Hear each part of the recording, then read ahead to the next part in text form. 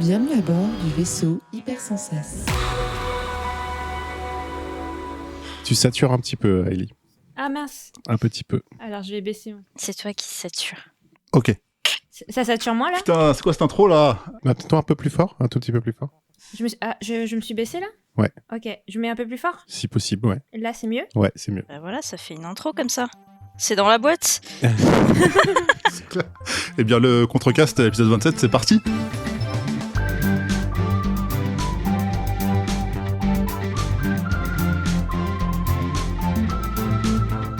Le Contrecast, c'est quoi? C'est un podcast où j'ai toujours autour de moi de véritables passionnés qui savent nous raconter leurs aventures sur un sujet qui leur a plu ou pas.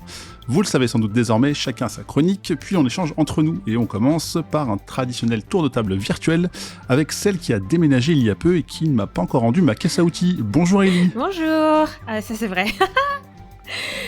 C'est un rappel caché, mais c'est pas grave. Comment vas-tu? Ça va très bien.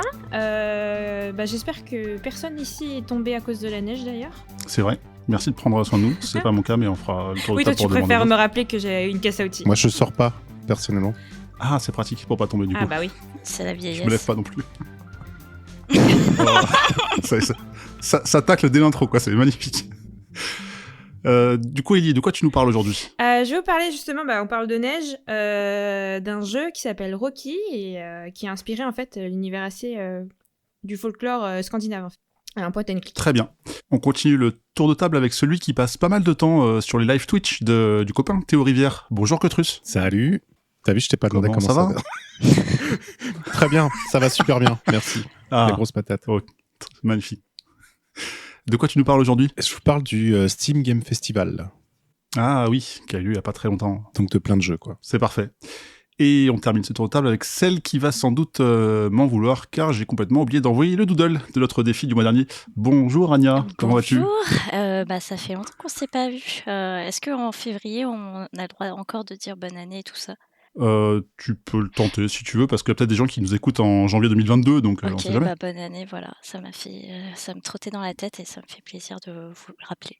Mais pour le coup, c'est vraiment le nouvel an chinois. Ouais, il y a En un peu plus. de ça aussi. Ouais, mais en fait, moi, je l'ai fait en décalé. Du coup, voilà, je suis toute confuse sur mon calendrier. Eh ben, y a pas de souci, on est encore dans les temps, donc on aura l'occasion. On peut se dire bonne année toute l'année, hein, si vous voulez, on fait ça à tous les podcasts, comme ça, on est sûr de pas oublier. Hein. On fait ce qu'on veut, ouais. On fait ce qu'on veut, exactement. Je suis d'accord. Mais ce qu'on va faire tout de suite, c'est parler du premier sujet. Allons-y.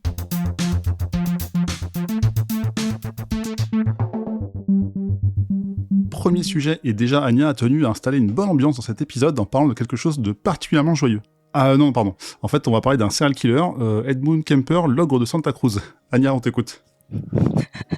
Alors, je tiens à le dire, c'est pas moi qui ai choisi l'ordre des sujets, donc si on commence par un sujet joyeux, c'est pas de ma faute. Voilà. Mais oui, vous le savez, depuis l'épisode 15 du Contrecast, il me semble, je porte, on peut le dire, un sérieux intérêt très particulier au serial killer.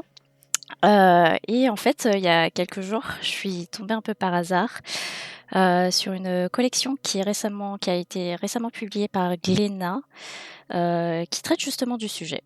Et du coup, Serial Killer, c'est une série qui est née d'une collaboration entre le très très controversé Stéphane Bourgoin et le scénariste Jean-David Morvan. Et pour vous résumer le tout, à la base du projet, la volonté c'était d'essayer de comprendre la motivation de ces individus et de mettre en fait en image les divers échanges qu'a eu Bourgoin avec ses meurtriers. Sachant que dans la BD, il officie sous le nom d'Étienne Jallieu, et je pense que c'était une façon pour lui non seulement d'essayer de faire en sorte que le lecteur n'associe pas trop justement le bad buzz qu'il y a eu autour de Bourgoin, et voilà, en face un personnage à part entière pour chacun des tomes. Du coup, parmi les 4 premiers tomes qui sont déjà en vente, moi je me suis lancée avec du coup Edmund Kemper, comme tu l'as dit, surnommé l'ogre de Santa Cruz. Et pour ceux qui ne connaissent pas les faits, Kemper, il est un peu considéré comme étant l'archétype du meurtrier en série. Ça sonne très mal quand je le redis. Mais voilà, grosso modo, c'est l'un des premiers qui a été interviewé par Robert Ressler et John E. Douglas, qui sont 2 agents du FBI, et qui, à l'époque, du coup, lançaient, dans le cadre d'un programme interne, des interviews avec ces serial killers, qui visaient à mieux appréhender les individus qu'on désigne aujourd'hui comme étant serial killers. Du coup, en 91, Stéphane Bourgoin l'interview à son tour dans le cadre d'une interview produite par France 3, il me semble, et il préserve en fait des heures et des heures de conversation sous forme d'enregistrement filmé. Du coup, des heures de matière quant aux faits, quant à la vie, aux émotions du tueur qui sont conciliées dans ces enregistrements. Et faut s'imaginer là un gaillard qui est franchement plutôt loquace, malgré son gabarit, et qui vraiment lui livre pas mal de détails sur les faits de l'époque, vraiment sans aucune retenue. Et pour en revenir à justement notre protagoniste, Ed Kemper, du coup, c'est, comme je vous l'ai dit, un gaillard qui fait 2,6 m, 130 kilos. Donc voilà, c'est quand même une grosse masse. Et c'est quelqu'un qui va avoir une enfance vraiment difficile.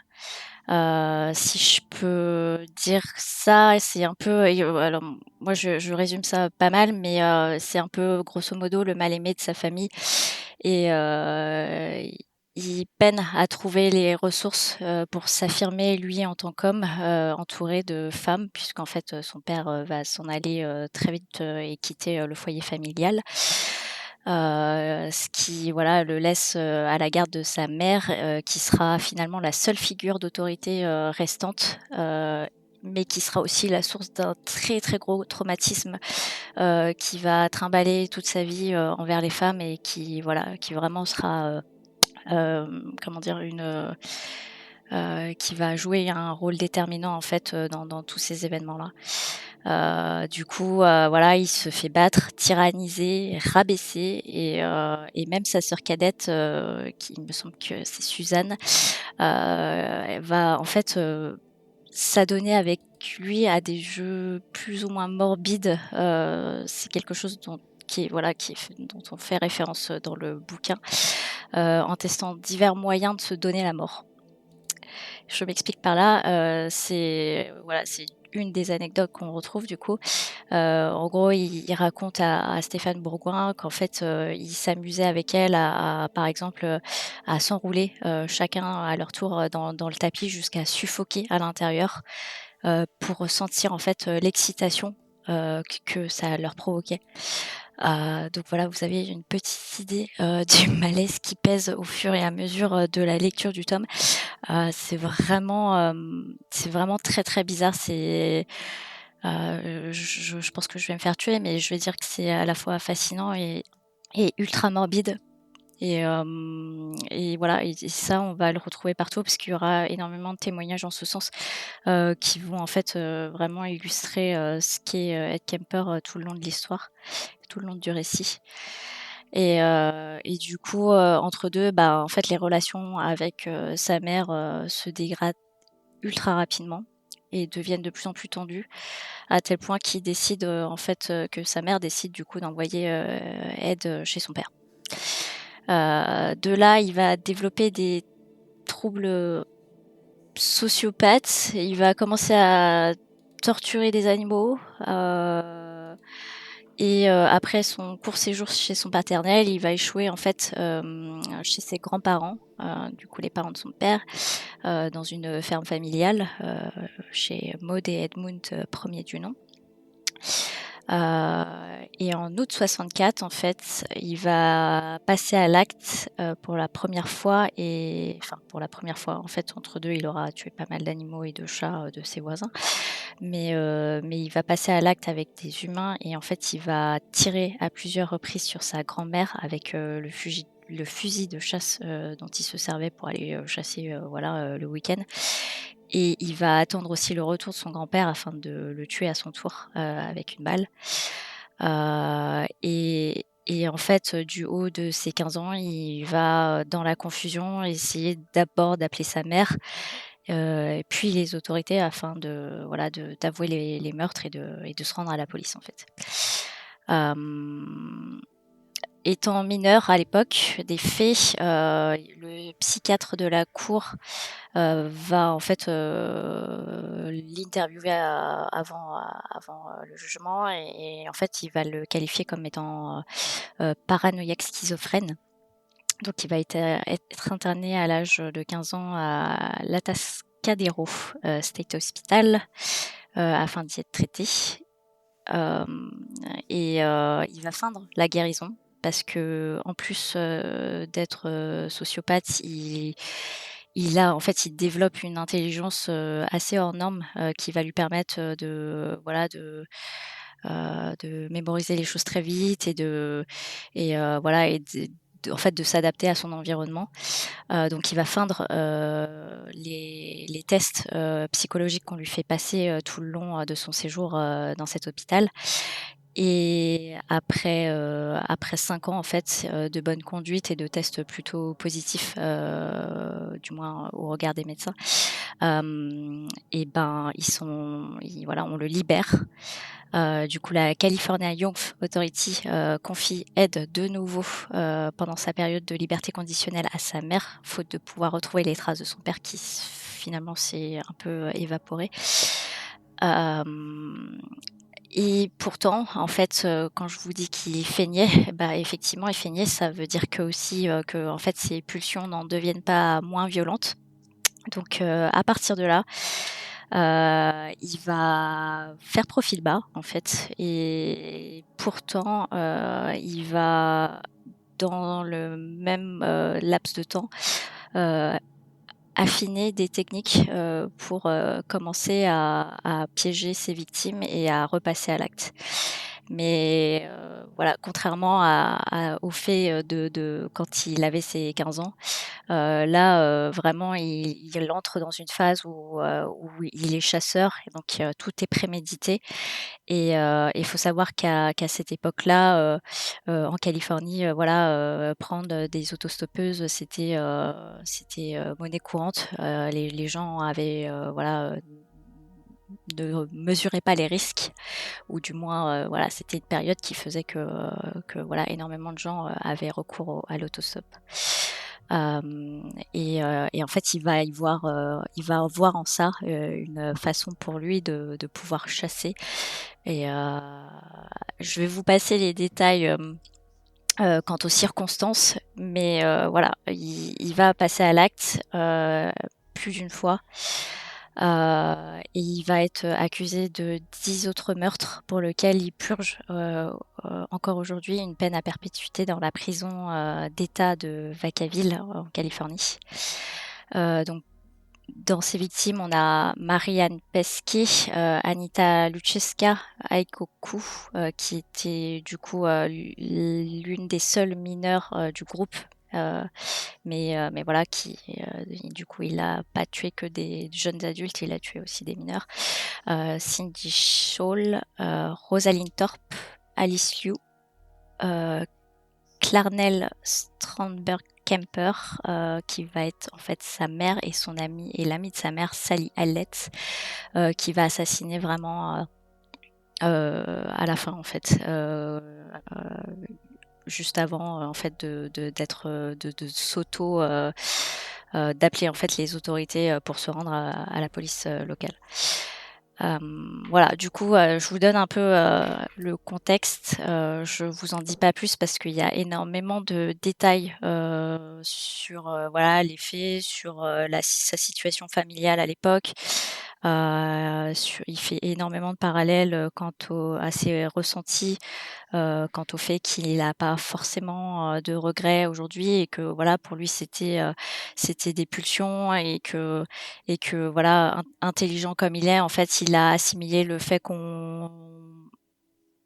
disons qu'il portait ça sur la faute d'une enfance difficile, d'un développement qui a été vraiment très compliqué pour lui. Et, et voilà, et avec tout ça, en marge du livre, là, on a cette souvenance évidente et très omniprésente de chacune des femmes qui ont perdu la vie, du coup, à cause d'Edmund. Et à la fin de chaque tome, on a des dossiers aussi beaucoup plus factuels qui réunissent diverses sources, citations et photos sur la vie d'Ed Kemper et sur du coup son entourage familial et ses victimes.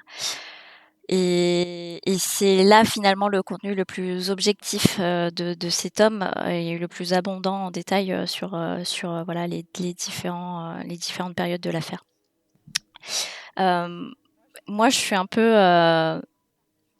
partagée parce que j'y suis allée sans forcément savoir que Stéphane Bourgoin avait quelconque avait participé à ce projet-là. Et bien que l'intention derrière la publication de ces ouvrages soit vraiment questionnable, n'en reste pas moins le fond qui quand même permet au lecteur d'avoir une vue d'ensemble sur les faits et sur la psychologie, du moins ce qui émane à la surface de ces serial killers. Et aujourd'hui, je crois que on a 4 tomes de dispo. On a celui sur Ted Bundy, Gérard Schaeffer et du coup Edmund Kemper. Mais on avait aussi un tome sur Michel Fourniret, du coup un serial killer français, qui a été retiré de la vente en fait suite à une pétition qui a été lancée par l'une des victimes de Fourniret, qui s'appelle Dainassi Le Guénan, qui voilà en fait a jugé que la maison d'édition et les auteurs n'avaient pas le droit d'exploiter son histoire sans son autorisation, ce qui est complètement légitime. Et voilà, qui a fait en fait retirer le tome de la vente. Mais en tout cas, les 3 autres sont dispo, donc Ted Bundy, Gérard Schaeffer et Edmund Kemper. Et voilà, c'est au prix de 18 €. Ok, ça commence bien, donc merci pour le côté bisounours de ton histoire. Mais plus sérieusement, déjà j'ai ouvert des yeux très grands, je connais pas l'histoire de ce monsieur, mais quand t'as dit et donc ça c'était à 15 ans son premier meurtre, je fais ah ouais d'accord, ça a commencé. J'avais pas réalisé que c'était aussi jeune en fait, mais ce que t'as pas dit, je crois, et je sais pas si on le sait dans l'histoire, mais tu dis que c'est le mal-aimé de sa famille, mais est-ce qu'on sait pourquoi, ou est-ce que c'est juste ça vient d'un coup comme ça? En fait, il y a énormément d'éléments dans son environnement familial qui vont vraiment pas comment dire, aller en sa faveur. C'est-à-dire que du coup, en fait, il a aucun modèle paternel. C'est quelqu'un, c'est le seul homme de cette famille. Son père s'est barré du foyer. Donc, en fait, il a grandi auprès de 2 sœurs et d'une mère ultra autoritaire. Donc, sa mère, faut s'imaginer que c'est quelqu'un qui lui a craché dessus toute sa vie parce que frustré par un mariage raté, frustré par la figure de l'homme en général. C'est une femme qui est très forte en fait, qui a une personnalité extrêmement importante, qui alcoolique en plus, qui a vraiment pas été tendre.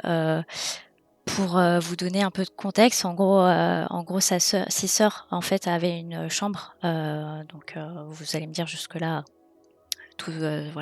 c'est tout à fait normal. Chaque enfant a le droit à sa chambre. Sauf que Edmund Kemper, lui, il dormait dans la cave, quoi. Donc il avait un vieux matelas pourri qui était à côté de la chaufferie et voilà, et ça c'était la chambre que sa mère lui avait aménagée pour jusqu'à très longtemps en fait.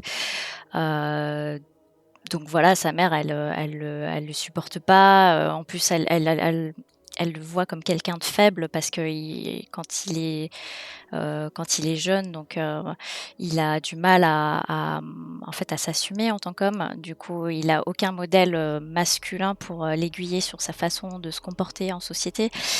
Du coup, il se fait extrêmement discret et il se laisse littéralement écraser en fait par cette figure d'autorité qui finalement sera le déclencheur de pas mal de petits événements psychologiques, quoi. Mhm.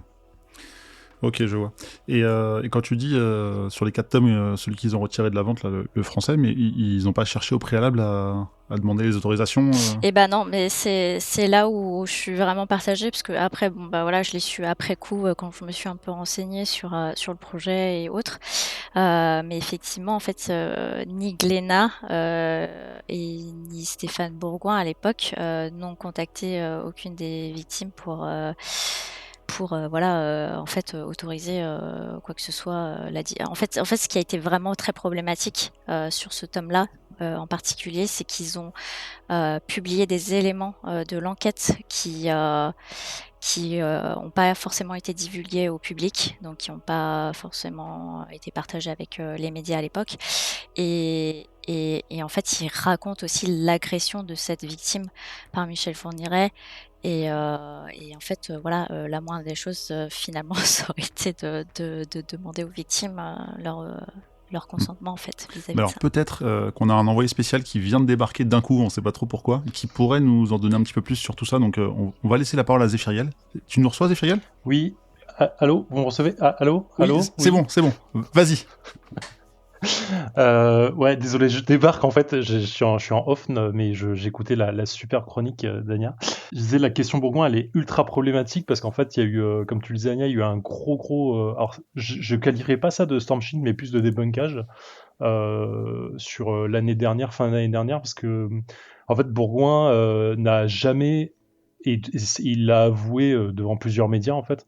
Il n'a jamais enregistré des heures de vidéo, il n'a jamais interviewé ni qui que ce soit, ni aucun serial killer dans sa vie. Et en fait, il a juste mitonné tout ça, un peu menti sur ça pour se donner de la contenance. En fait, il s'est fait prendre par son propre mensonge au fil des années. Il n'a jamais pu sortir correctement les choses. Et jusqu'à ce qu'il se fasse débunker par un groupe, une association qui s'appelle le Troisième Œil. Et en fait, il a tout le problème de ce débunkage, c'est que ça a amené énormément de discrédit autour de lui. Et pour la question de Glénat et pour la question Fourniret, alors pour la question de Glénat en général, j'ai que les infos qu'on retrouve un peu sur le net, donc effectivement que Bourgoin a signé, et d'ailleurs il a signé beaucoup de livres qui sont de fait pas ses enquêtes à lui, mais des enquêtes qu'il a copiées et volées sur plusieurs enquêteurs à travers le monde. Il y a une enquêtrice d'Afrique du Sud, il y a l'enquêteur, j'ai oublié son nom, mais du FBI, effectivement, sur lequel il a copié énormément de choses et qu'on retrouve en partie sur la série Mindhunter et qu'en fait dont il s'est inspiré pour son propre mensonge. Et en fait, le problème, c'est que Glénat avait signé effectivement des trucs avec lui. Et pour l'affaire Fourniret, c'est encore plus grave que ça, et encore plus malhonnête et voire malveillant de la part de Bourgoin. Mais là, c'est que mon avis, ça n'engage que moi. C'est que en fait, il s'est rapproché des victimes en leur faisant croire qu'il était enquêteur et qu'il était enquêteur avec la police française sur les enquêtes de Fourniret, pour avoir des informations de la part des victimes, dont cette victime, dont j'ai pas le nom, enfin tu l'as dit Ania tout à l'heure, il s'est énormément rapproché d'elle, donc il a eu tous les détails de son histoire à elle, et il s'en est servi donc effectivement pour en sortir pour les interviews, pour écrire des choses dessus, dont l'histoire avec Lena. Et en fait, elle, effectivement, quand le truc a été débunké et que même la police française a dit attendez, on n'a jamais travaillé avec Stéphane Bourgoin, on n'a aucun rapport avec lui, il a aucune vue sur l'enquête parce qu'il est ni consultant ni quoi que ce soit. En fait, elle s'est rendu compte qu'elle s'était fait avoir par lui, et du coup, ça a mené tout le storm shit qui a autour de lui. Storm shit, je suis en doute. Shitstorm. Et merci. Et voilà. Et en fait, c'est ultra épineux en fait Bourgoin aujourd'hui sur toute la question serial killer. Alors, ce qui n'enlève pas tout ce que tu as dit qui est vrai sur Ed Kemper. Il y a des milliers de choses à dire sur Kemper parce que ça, au-delà du fait qu'il soit un serial killer, c'est une histoire ultra intéressante parce qu'effectivement, comme tu l'as dit, elle a été la première vraiment mise en place pour afficher le serial killer en tant que tel. Et voilà, donc Bourgoin, tout ce que je viens de dire, c'est que ça n'engage que moi, encore une fois, et de ce que j'ai vu, et ce que j'ai lu, et ce que j'ai entendu autour de son histoire. Mais effectivement, il a présenté des excuses, il a essayé d'expliquer le pourquoi du comment il avait été pris dans son mensonge. Donc c'est clairement, à mon sens, c'est clairement de la malhonnêteté. Donc voilà, et Glénat là-dessus, à mon sens, c'est un peu chaud aussi. Leur point de vue, le fait de le prendre encore en consultant, en consultant ou en tant qu'expert sur le sujet, je mets des gros guillemets sur expert, c'est un peu chaud, quoi. C'est un peu chaud. Je pense que c'est en ça que je pense que la maison d'édition est pas clean du tout. Ouais. C'est que même si derrière tu signes un contrat, parce qu'ils ont quand même signé pour 30 tomes, il me semble, de mémoire. Ouais, tu m'étonnes. Ouais, en fait, ils savent que même si tu signes Bourgoin, en fait, soit ça amène les gens qui justement ont été attrayés, enfin, ont vu l'attrait du bad buzz derrière toute l'affaire Bourgoin. Et ça amène aussi cette communauté de gens qui veulent en savoir plus sur les serial Bien killers. sûr. Et en fait, c'est horrible parce que moi, je lisais une interview écrite du coup du scénariste Morvan, Mhm. qui lui derrière, enfin, tu sens qu'il est qui marche sur des œufs, et à chaque fois qu'on lui pose la question de genre pourquoi du projet, il essaye très très difficilement de justifier ce truc-là, mais voilà, il y a de toute façon quand tu mets les pieds là-dedans, et surtout avec un mec comme Bourgoin qui a perdu toute crédibilité aujourd'hui, il y a évidemment une question d'argent derrière tout Bien ça. sûr. Et à mon sens, ça enlève pas. Voilà, le Manlayer, effectivement, nous pose quelque chose en même temps qui est excellent. Je conseille vraiment le truc. Encore une fois, je dis pas que tout là-dedans est vrai, mais attention. Mais après, ça enlève pas le fait que l'histoire que tu as dit sur Anne Kemper par Glénat est probablement très bien écrite pour plein de choses, parce qu'en vrai, toute son histoire, on la connaît, on la voit partout, on peut la trouver sur le net sans aucun problème. Ce qui est délicat, c'est effectivement engager Bourgoin un peu là-dessus, et surtout, on nous a pas dit tout ce qu'il y a à faire, mais Bourgoin, vraiment, il a fait des choses, du coup, on s'est rendu compte de trucs qui sont vraiment horribles, et ouais, qui est limite, en fait, en termes de humainement, par rapport aux victimes en général de tous les serial killers. C'est vraiment, vraiment humainement limite, quoi. Du coup, on vous a mis un petit lien dans la Voilà. description du podcast pour aller voir ça, du vidéo YouTube qui parle de ça. En tout cas, merci Zef pour ton intervention. On va passer à Cotrus, peut-être. J'imagine que tu as entendu parler de tout ça. Oui, complètement. Kemper, j'ai découvert, je pense comme beaucoup de monde, avec la série Mindhunters. Et je pense que l'acteur joue beaucoup, mais ça rend le personnage assez fascinant, surtout par sa grande intelligence et le recul qu'il a sur sa condition, sur les meurtres qu'il a eu. Et voilà, donc je pense que c'est un des serial killers les plus connus. Et oui, du coup, le Mind Liar que j'ai posté dans le Discord qu'on utilise, là, c'est un reportage de Clément Fraise ou Frise, je sais plus comment on dit, qui est un mentaliste et qui a fait un documentaire d'1h30 sur Stéphane Bourgoin. Il l'appelle d'ailleurs l'imposture Stéphane Bourgoin. Et je vous le conseille, c'est hyper intéressant. Et effectivement, cet homme, c'est un affabulateur, c'est un menteur. Il a arnaqué tout le monde, quoi. Mais je pense que c'est aussi quelqu'un qui connaît par cœur toute l'histoire des serial killers. Et donc, il y a, je pense, et Zef peut-être me contredira ou pas, je pense qu'il y a des choses à retirer de ce gars-là, quoi, malgré tous ces mensonges. Ouais, ce que je disais en fait sur le côté, tu vois, l'histoire d'un camper, enfin, il peut signer une histoire sur un camper au même titre que toi, C'est ça, moi, Anya ou n'importe qui peut signer une histoire sur lui, parce qu'en vrai, l'histoire on la trouve partout. En fait, il y a plein de bouquins dessus qui sont sur Camper ou Ted Bundy ou n'importe qui. Hein, genre, on la connaît partout. Genre Ted Bundy, je crois, il a 1000 livres Ouais, qui c'est racontent clair. son histoire dans tous les sens possibles. Et ouais, c'est super intéressant en vrai comme sujet, et je pourrais en parler vraiment des heures. Mais voilà, bref, c'était pour dire, c'était une super chronique à lire. Merci de m'avoir fait découvrir ce truc Glénat. J'avais complètement zappé, et en vrai, je pense que le truc est super bien en fait à lire, et super intéressant. Et pour rebondir, parce que je suis obligé de le faire, je suis désolé, et j'arrête après ça, je vous promets, je vous laisse tranquille.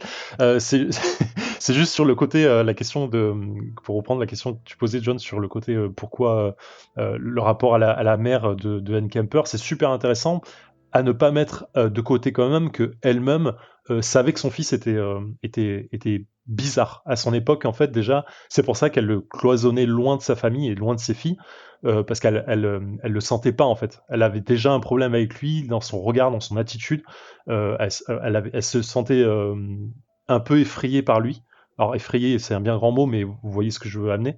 Et en fait, déjà, elle se sentait pas à l'aise avec lui, elle savait qu'il était vicieux, qu'il y avait un problème. Enfin, elle le targuait de tous les noms là-dessus, et c'est pour ça qu'elle essayait aussi de le mettre à côté. C'était pas la bonne chose à faire, hein, parce que le traitement est quand même pas cool, mais en soi, il était déjà investi d'un problème psychologique qui l'a amené à ce qu'on connaît aujourd'hui. Voilà, c'était juste pour faire ça.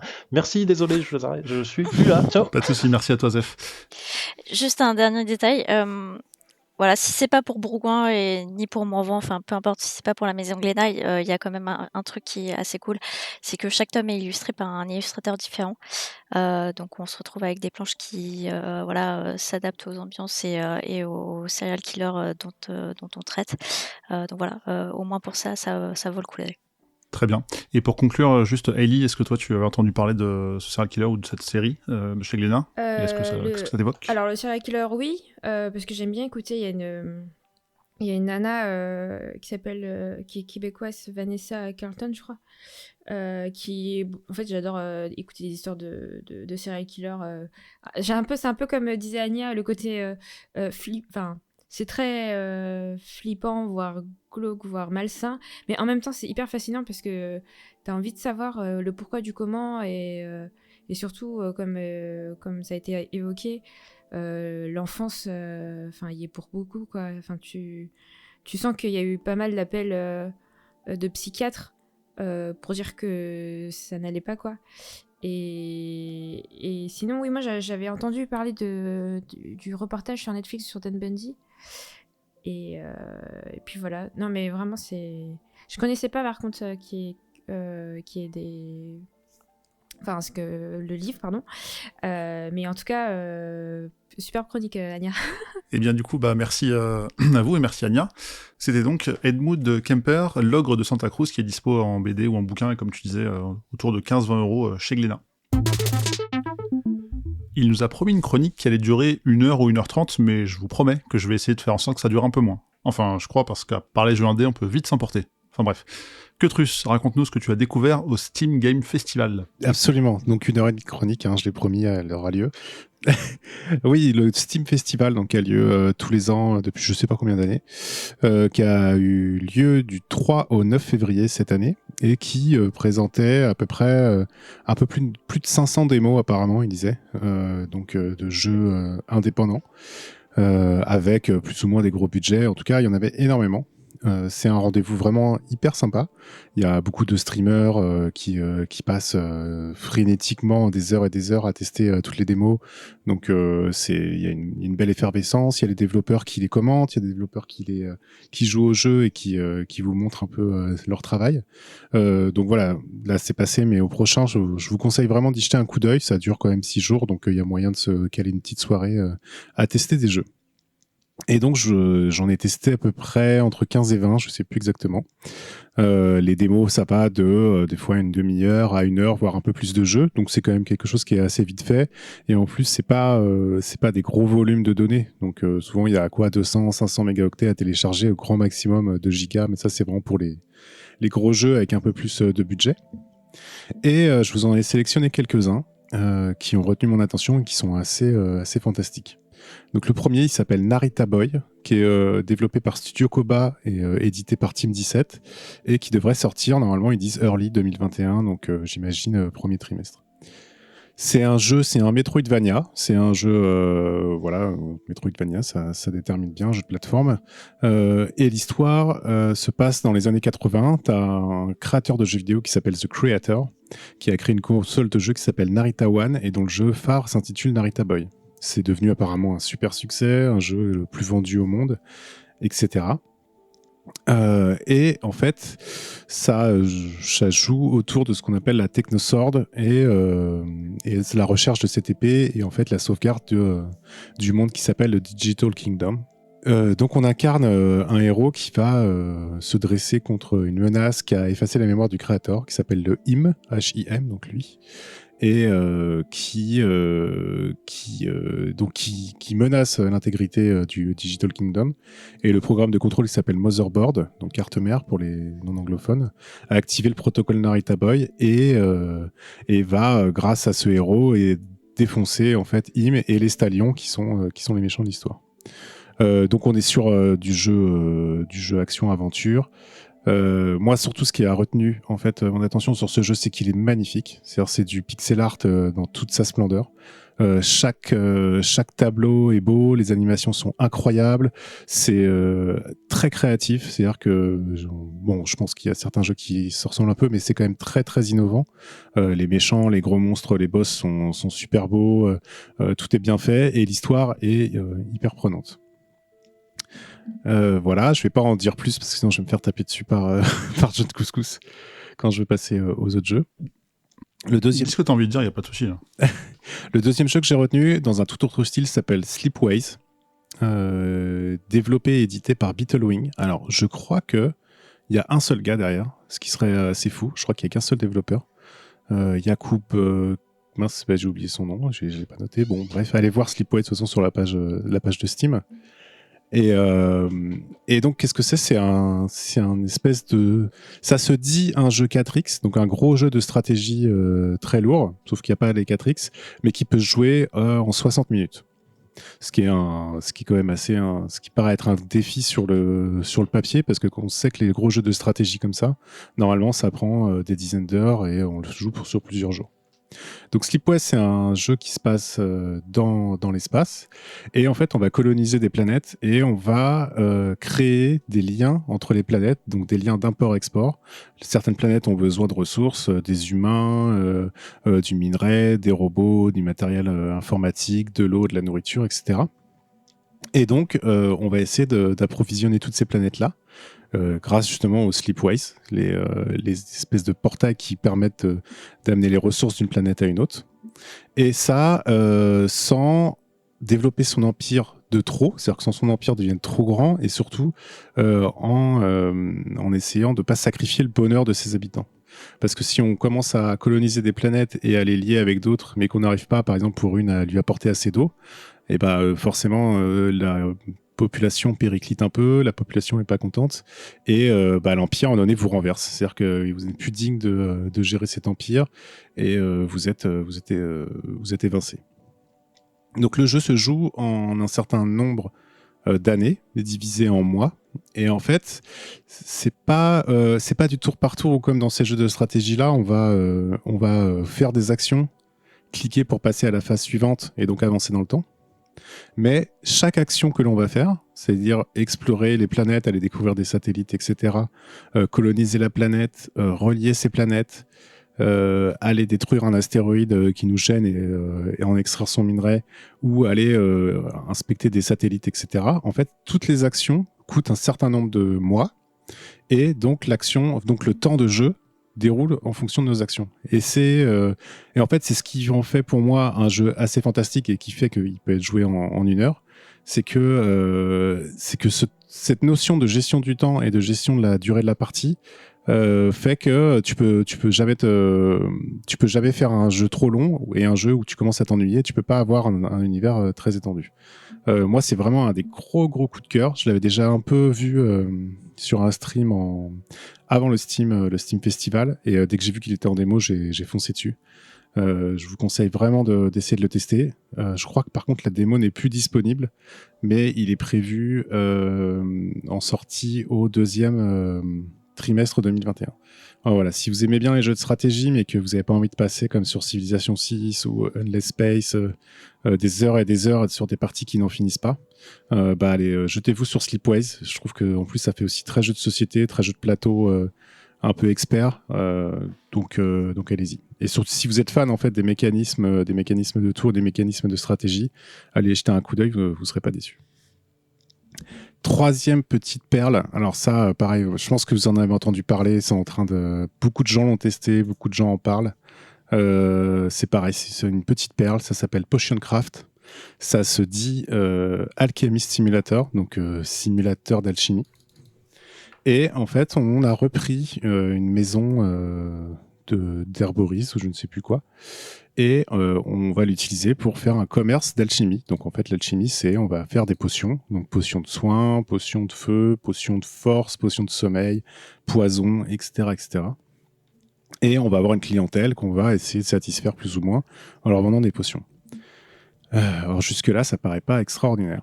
mais en fait, le système de construction de potions est complètement dingue. Je vais essayer de vous le décrire, c'est pas évident. Donc, dans notre atelier d'alchimiste, on a à notre disposition des matériaux, enfin des ingrédients, qui sont des plantes, des champignons, qu'on peut à la fois récolter dans son jardin et acheter aussi à des gens qui passent parmi nos clients. Et pour faire une potion, en fait, on se retrouve sur une énorme map, on part du milieu, et en fonction des ingrédients qu'on utilise, et si on les pilonne dans un marteau pilon, si on les broie ou si on les met directement dans la marmite, ils vont nous permettre de nous déplacer sur une carte. Sur une carte où en fait, il y a les différentes potions à crafter. Par exemple, je vais utiliser une herbe qui va me faire aller à droite avec un petit serpentin. Je vais pilonner mon ingrédient qui me permet de me déplacer comme ça. Je vais le faire cuire, je vais tourner ma marmite et je vais arriver à une certaine position sur la carte. Du coup, je vais prendre un autre ingrédient. Et cet ingrédient va me faire aller vers le bas, par exemple. Pareil, avec peut-être pas un serpentin, mais un zigzag, un éclair, si vous préférez. Si je veux pas le pilonner parce que ça me fait aller trop loin, je le mets directement dans la marmite, je remue ma marmite et je descends un endroit. Et en fait, dans les cartes, donc c'est comme une carte d'exploration d'aventure, mais sauf que c'est des potions et c'est des potions différentes, en fait. Et je vais m'arrêter sur un rond qui correspond à la potion. Si je m'y arrête un peu sur le côté, je vais faire une potion niveau 1. Par exemple, je fais une potion niveau 1 de soin. Si j'arrive parfaitement à me mettre dans le rond, je vais faire une potion niveau 3 ou une potion niveau 2 si j'y suis presque complètement. Voilà, on peut sauvegarder ces potions parce que comme ça, on n'a pas à refaire tout le chemin sur la carte. Et voilà, donc en fait, on va explorer cette carte qui est un brouillard de guerre, bien évidemment, sinon ce serait trop facile. En choisissant les bons ingrédients au bon moment, en décidant de plus ou moins les traiter ou pas, etc., etc. Avec des obstacles aussi, on peut pas aller partout sur la carte, donc il faut essayer de les éviter. On peut aussi farmer dans la carte des points de compétences qui vont nous permettre d'améliorer notre compétence, le nombre de potions qu'on peut sauvegarder dans notre livre, le nombre de potions, le coût dont on va vendre nos potions, etc., etc. Il y a un petit système de marchandage aussi qui a l'air assez sympa quand on vend aux clients. Mais voilà, le jeu est magnifique. J'arriverai pas à décrire le style.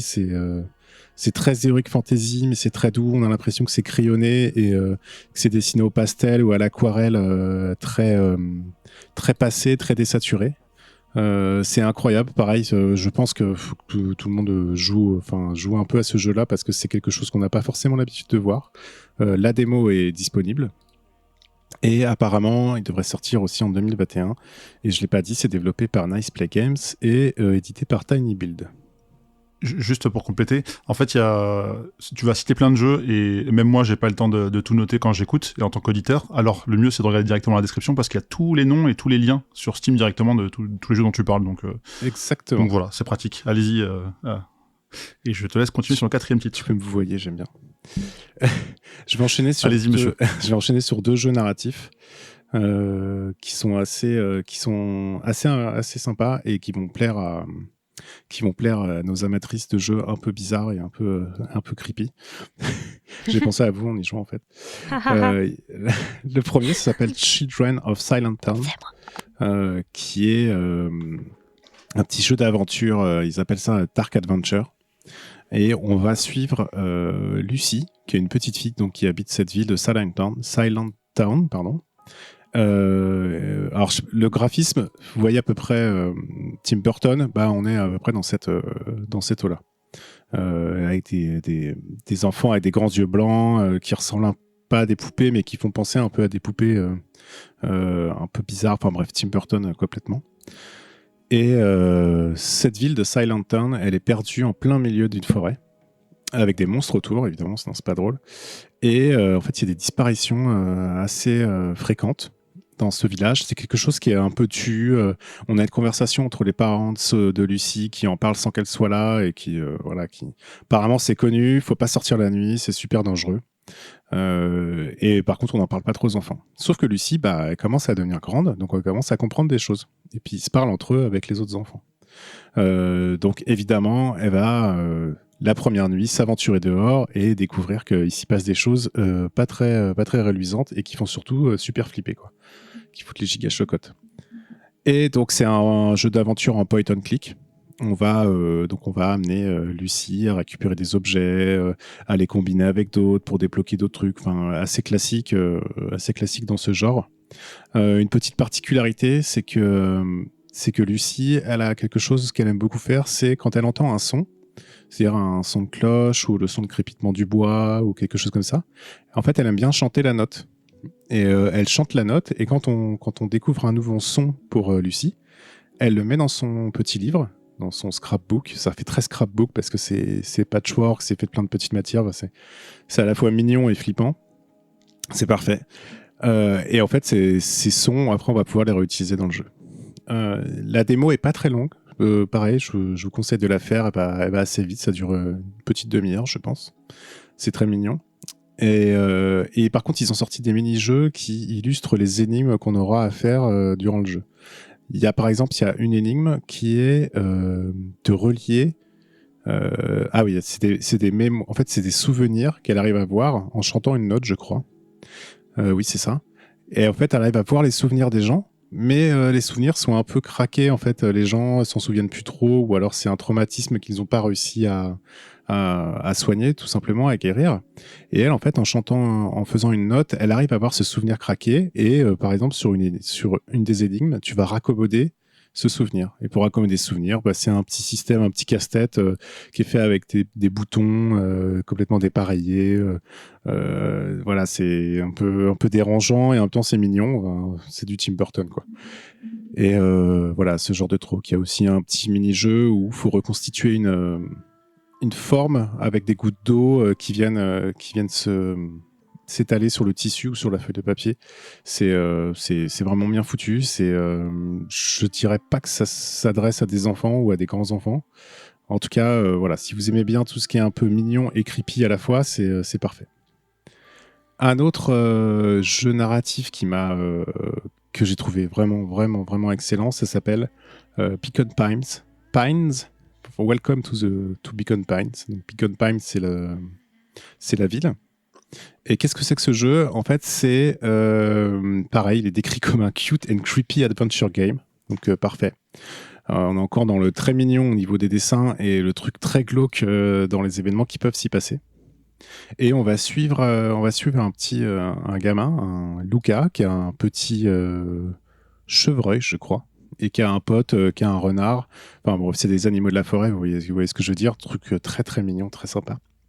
Et le jeu commence, en fait, on vit l'histoire d'un bouquin, et d'un bouquin qui s'écrit au fur et à mesure, évidemment, que l'on joue. Donc c'est très sympa. Souvent, sur la page de gauche, on a l'aire de jeu, qui est une peinture, souvent, qui n'est pas complètement définie. C'est-à-dire on a le dessin, puis autour, en fait, c'est le papier. Et dans la peinture, on peut bouger notre petit personnage. Et à droite, il y a l'histoire qui est racontée par le narrateur, qui s'écrit au fur et à mesure, lettre par lettre, au fur et à mesure de notre aventure. Et de temps en temps, ça zoome et on passe vraiment en jeu plein écran, et on navigue un peu dans le village, chez la grand-mère de Luca, etc. Le point fort et le mécanisme surtout principal de ce jeu, c'est que Luca, quand il va observer des choses, quand il va découvrir ce qu'il y a chez lui, ce qu'il y a dans la rue, autour de lui, en fait, il va découvrir ce qu'on appelle des charms, donc des charmes en français, qui ont plusieurs types. J'ai pas encore très bien compris les différents types, mais bon, c'est signalé par des formes géométriques, triangle, rond, etc. Et en fait, ces charmes représentent une action. Donc ça peut être chill, chill en français, je sais pas comment on pourrait dire. C'est pas glander, mais c'est un peu ça, quoi. En tout cas, prendre le temps de vivre. Ça peut être des mots, il y en a un, c'est cheat aussi. Il y en a d'autres, c'est courir, etc. Et à quoi vont nous servir ces charmes ? C'est que, à un moment donné, au fur et à mesure de notre aventure, on va se retrouver à des points de jonction. Je sais plus comment ils appellent ça, mais ils l'ont décrit. En tout cas, des points charnières, où ils vont nous demander d'utiliser un charme pour compléter le récit. Et en fait, le premier qui nous montre dans la démo, c'est qu'on va rencontrer la sœur du copain de Luca, là, donc le renard, et elle lui demande ce qu'ils font, et il va répondre qu'ils vont chill, parce qu'en fait, il a que cette carte de cette catégorie-là, que ce charme de cette catégorie-là, et donc il va se retrouver sans son pote, il va aller visiter une ancienne usine chimique, vous voyez le truc entre le cute et creepy, une ancienne usine chimique. Il va se planquer, mais en fait, il va pas réussir à se planquer et il va se faire pécho par un mec en tenue radioactive. Vous voyez, le truc jaune avec, on voit pas la tête, il y a juste une grande vitre, etc. Le jeu se finit là-dessus et donc on comprend que Lucas est mort. En tout cas, peut-être même pire. C'est vraiment horrible. Ils nous disent, vous inquiétez pas, pas de souci, on va revenir en arrière parce que vous avez découvert un autre charme, donc on va revenir à l'autre point charnière et on va changer le mot. Et donc l'histoire se réécrit différemment. On va emprunter une autre voie de l'histoire, une autre façon de continuer l'histoire. Et là, il y va avec son copain, ils arrivent à se planquer dans la poubelle, ils sont pas morts, etc. Et le jeu continue. Donc il y a vraiment cette mécanique de découverte de certains mots, de certaines actions, et de pouvoir jouer sur le récit avec. Ce que je trouve super en fait pour des gamins, parce que c'est alors, au niveau de l'apprentissage de la lecture, du sens des mots, de l'hétérogénéité d'un récit et de ce genre de choses et de comment on raconte une histoire, c'est fantastique. Sauf que je pense que ça s'adresse pas vraiment à des jeunes enfants parce que d'avoir son personnage qui crève parce qu'il s'est fait pécho par un super méchant habillé en tenue radioactive, c'est quand même très bizarre. Enfin voilà, je vous recommande, c'est le deuxième jeu narratif que j'ai fait et qui m'a vraiment tapé dans l'œil.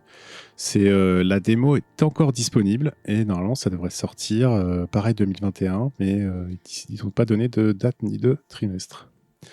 Et un petit dernier, pareil, un petit coup de cœur. C'est la démo est encore téléchargeable et je vous conseille de le faire si vous avez un ami. Si vous êtes tout seul, n'y jouez pas parce que ça se joue à deux. Et ça s'appelle Opération Tango. C'est développé et édité par Clever Plays. Et en fait, c'est un jeu en coop en ligne.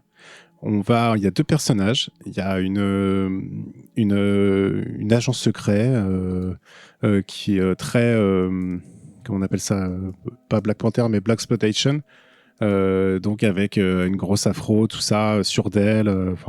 Elle est super cool en fait. Elle est super cool ce perso. Et de l'autre côté, il y a un hacker, une espèce d'écossais avec des énormes moustaches rousses qui va l'assister. Et donc on incarne soit l'agent, soit le hacker. L'agent, évidemment, ne voit pas le hacker. Il est en contact en audio, donc ça se joue en audio, soit sur Discord, soit avec l'audio Steam. Et le hacker, lui, par contre, ne peut voir l'agent que via les caméras de sécurité du lieu où elle est. La première mission, c'est qu'il faut s'introduire dans un immeuble et aller hacker, enfin en tout cas aller dans un coffre-fort pour récupérer des données super importantes. Et donc comment ça se passe ? Il se passe une pure coopération, c'est-à-dire que l'agent va voir quelque chose et va pouvoir agir sur des choses, et le hacker va devoir l'aider et aussi agir sur des choses que l'agent ne voit pas. Alors c'est un peu bizarre dit comme ça, mais je vous donne un exemple. Il y a des fois des mini-jeux où il faut se déplacer sur des carreaux et sur des carreaux en fait, et l'agent lui voit juste des carreaux, enfin des cases par terre, pardon, il voit juste des cases par terre, et donc il sait pas ce qu'il faut faire. Par contre le hacker lui a un schéma avec les endroits où il faut aller, et du coup il faut dire vas-y, va un peu plus à gauche, non, va un peu plus à droite, etc. Donc ça c'est juste un exemple simple d'énigme, c'est une des premières qu'on nous donne pour nous faire la main. Et après il y a des choses beaucoup plus compliquées où l'agent va devoir créer des dalles sur un petit jeu vidéo, où le hacker lui va devoir se déplacer, et le hacker voit lui des espèces de programmes informatiques qui effacent les cases que l'agent a créé, il doit lui expliquer, alors en fait tu vois ça va arriver, ça a un certain rythme, donc c'est une vraie coopération, c'est incroyable. J'ai joué avec un pote, on était complètement absorbés, on s'est planté sur des énigmes parce qu'elles sont assez dures à réaliser et qu'il faut vraiment être ensemble, et voilà, c'est un super jeu de coopération. Je pense qu'il va cartonner et que ça va super bien marcher, surtout qu'on est beaucoup confinés, et voilà, ça c'était vraiment mes coups de cœur. Très rapidement, quelques-uns qui m'ont un peu tapé dans l'œil mais que j'ai pas vraiment eu le temps de regarder.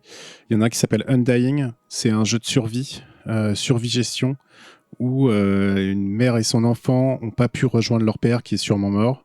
Au point d'extraction, elle s'est fait mordre, tout le monde est mort, donc elle est revenue dans sa maison. Donc en fait, elle sait qu'elle va mourir. Et deux choses, faut qu'elle protège sa maison, faut qu'elle nourrisse son gosse, et il faut aussi qu'elle lui apprenne des choses avant l'inévitable. Bien sûr, lui ne s'en rend pas compte, mais elle le sait. Donc voilà, c'est de la survie gestion avec un fort pendant psychologique, surtout quand t'es parent. Et voilà, il y a aussi qui est très mignon. Des fois, tu tiens la main de ton gamin quand il a peur et tu l'emmènes avec lui, etc. Enfin, à mon avis, c'est pareil, ça risque d'être une petite pépite, mais c'était un peu moins avancé que les autres. Il y a Rockbook, qui est encore un nouveau roguelite card game. Donc, ça n'existait pas beaucoup avant. Il y a eu Slay the Spire, on en a parlé, j'en ai parlé, qui a été un peu des premiers du genre. Après, il y en a eu d'autres. Et puis, il y a eu Monster Train aussi, qui a cartonné, qui est un autre roguelike card game. Et en fait, il y a celui-là qui arrive, qui est pareil, qui est un jeu d'aventure avec des héros et des cartes. Et une des spécificités, c'est que Richard Garfield, donc l'inventeur de Magic the Gathering, a participé au développement. C'est pareil, je vous conseille, la démo est disponible, donc si ça vous intéresse, allez-y. Et voilà. Et un autre petit dernier qui s'appelle Despots Game, qui est un roguelite tactique avec auto battle. C'est rigolo, c'est-à-dire qu'on va positionner des petits bonshommes qu'on va pouvoir acheter, on va leur donner certaines armes, ou des boucliers, des sorts, des pistolets, des massues, des haches, etc. Et en fait, on va aller de salle en salle et il y a une auto battle contre les boss. Il est très très cool. Il devrait sortir dans pas très longtemps, je crois. Enfin, ils disent 2021 et la démo est disponible. Voilà, j'espère que j'ai pas été trop long. C'est compliqué de parler de tous ces super jeux que j'ai envie que tout le monde teste parce qu'il y en a, c'est vraiment des perles. Alors déjà, je suis un petit peu déçu parce que t'as mis un peu moins d'1 heure et demie, mais bon, c'est pas grave. J'ai speedé. J'avais peur d'être trop long. Non, mais c'est bien, c'est bien. Et il n'y a pas de souci. De toute façon, il y a toute la liste, encore une fois, qui se trouve plus bas si vous voulez aller voir ça. Et je réagis juste à un truc, ça pourrait te plaire. Tu parlais d'Opération Tango et en off, on parlait avec Ellie d'un autre jeu qui ressemble fortement à ça, qui s'appelle Hack-Tag, qui est pas assez connu et qui mériterait de l'être un peu plus. Un jeu qui se fait aussi à deux et c'est pareil, mais en 3D ISO. Donc pareil, il y a un petit lien aussi en bas dans la description. Ok. Et pour donner peut-être mon avis sur tout ce que tu as dit très rapidement, il y en a deux que j'ai noté. C'est Beacon Pines parce que j'aime beaucoup le design et j'aime bien l'effet scénario différent en fonction de tes choix, etc. Mhm. Et l'autre c'est Narita Boy parce que pixel art et Metroidvania, pour moi ça coche beaucoup de cases, donc c'est juste parfait. Lui, ça va être une star. Hein. Narita Boy, c'est sûr, ça va être un très très gros hit. Oui, puis en plus c'est édité par Team 17, donc il y a moyen. Enfin, je leur fais confiance en général. Peut-être, du coup, Ellie, parce que je te citais juste avant, est-ce que toi, tu as retenu au moins un jeu dans cette liste qui te fait envie ? Alors moi, j'avais déjà joué à Children of Silent Town, au premier Steam Game Festival, c'est ça ? Oui. Et du coup, j'avais adoré. J'étais très curieuse de savoir si la démo qui est proposée là était la même que l'année dernière. Je sais pas. Sinon... Oh, pardon. Ah, tu sais pas. Bon, c'est pas grave, au pire, je vais voir si elle y est encore. J'avais entendu parler de Potion Craft, parce qu'en ce moment, je le voyais un peu passer sur Twitter. Et il y avait également... alors, je pensais que... Je sais qu'il y en a un autre qui a été pas mal publicité, c'était Loop Hero. Oui, qui est un... Loop Hero, ouais. Ouais, j'avais aussi vu passer. Undying, je l'avais vu aussi l'année dernière. Et il y a un jeu que j'ai kickstarté et que je viens de voir qui est dans la liste du Steam Game Festival, c'est Black Book. Voilà, exactement, Anya. Black Book. Donc voilà, mais sinon, chouette liste, vraiment. Parce que il y a vraiment de quoi faire, quoi. J'adore tout ce qui est Steam Game Festival parce qu'il y a tellement de jeux à tester, de sortir des sentiers battus. Et puis moi je vais peut-être tester aussi Beacon Pines. Ça m'a vachement intriguée. Après c'est difficile de tout parler parce que là il y a même un autre que je voulais tester aussi, c'était Unbound. Voilà, c'est dur parce que la liste est tellement longue. C'est dur, ouais. Il faut se restreindre à certains styles en fait, sinon tu t'arrêtes jamais, quoi. Mais je suis étonné par la qualité en fait générale des jeux, quoi. Il y a des bousins, il y a des trucs qui sont vraiment pas terribles, mais ouais, il y a des trucs qui sont pas terribles quand même, mais ouais, en global, t'as quand même des trucs qui sont hyper chiadés. Et moi c'est pareil, alors moi j'ai rien testé de cette année, mais il y en a plein que j'en ai mis en liste en démo. Undying en fait partie. je crois que j'avais aussi Beacon Pine, parce que voilà, forcément c'était mignon, alors c'était dans ma liste. J'avais aussi celui dont tu nous as parlé, que tu as recommandé, c'est-à-dire Silent. Je, je, Children of Silent Town. Voilà. Exactement. Et il y en avait un autre. Mais alors, j'ai plus le nom. Mais c'est pareil, je vais éviter de vous faire la liste parce je pense que vous avez déjà une bonne liste à tester et à aller voir.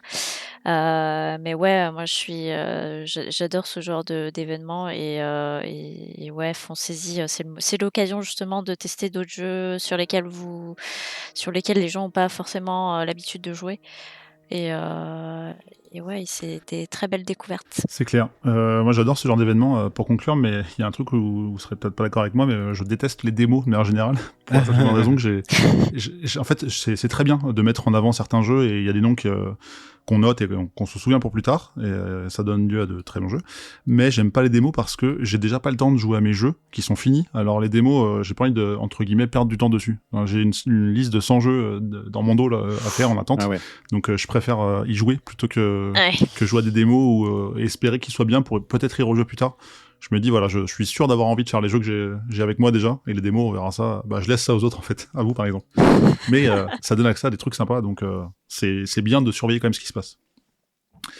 En tout cas, merci Queutreuse de nous avoir parlé de ce Steam Game Festival donc, qui a eu lieu donc début février 2021, et avec quelques recos qui sont indiqués un peu plus bas quand vous scrollez sur la page du podcast.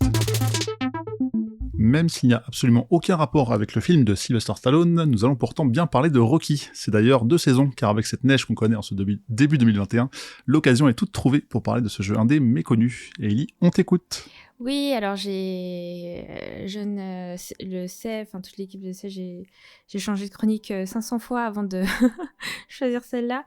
En fait, T'as vu, je l'ai même pas dit en plus. Hein. oui.